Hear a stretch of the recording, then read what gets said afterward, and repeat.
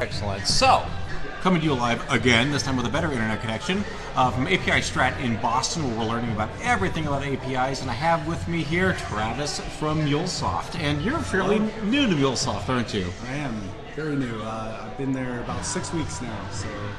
And why MuleSoft? Why did you want to go there? I really like MuleSoft's platform, and I actually used their platform at my previous job. But I like that they're not just about their technology and their platform, they're also about people and process and methodology. So as an architect, it's really important for me to complete the full picture to include those things as well.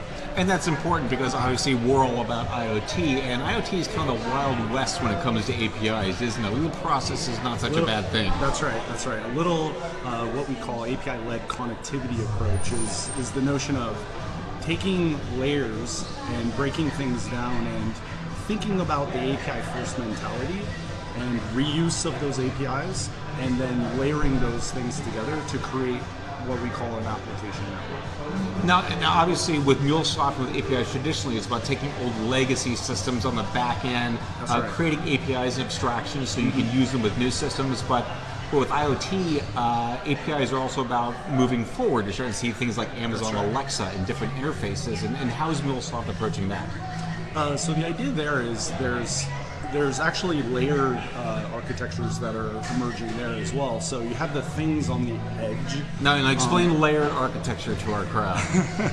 So layered architecture is the idea of breaking things up into purposeful layers, right? So you tend to see in a normal kind of enterprise architecture approach, you might have like a UI layer, and then like a business layer, and then like a data layer, right? So that's a pretty common approach. Well, we're finding that in APIs there's a similar notion where we have like experience layers, process layers, and system layers at the base. But in IoT, there's actually a new layer that's emerging, and it's being called, it's kind of a funny term, but like the fog layer. The fog, explain fog. So in between the cloud and the devices? That's right. It's kind of this, it sounds silly, but it makes a little bit of sense. It's like, take some of the APIs and services from the cloud and move them a little closer to the things. So they call it the fog because it's sort of at the edge of the cloud. I mean, in reality, with all this data being streamed off all these devices, realistically, we can't backhaul everything to the cloud anyway.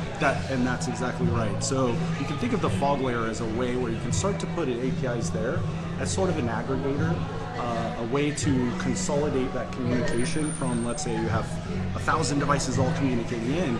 If all of those events or messages need to make it to the cloud at some point, you can imagine it might be a good idea to put some sort of aggregator on the edge.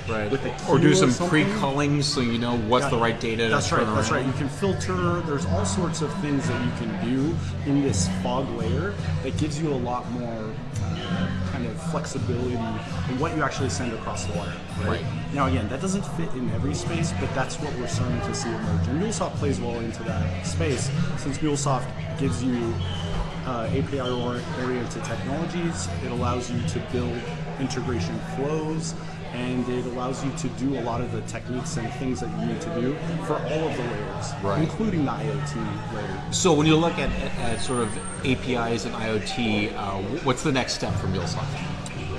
I think it's really around building some nice reference implementations. One of the things I'm working on is looking into what's a good use case to really build an application network implementation around. So we're looking into things like smart city, maybe a good fit, connected car. Absolutely. And then in enterprise, obviously, as you know, that's one of my sweet spots.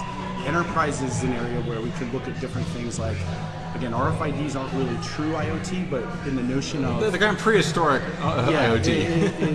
It fits well into the concept of saying, build a fog layer that's more of your API and stream in RFID information, so sort of a location-based notion. So there's really sort of three use cases we're noodling on right now to try to decide which one might be a good one to build a reference around. Excellent. Well, thank you, Travis, very much, and have a great rest of the show. Thanks.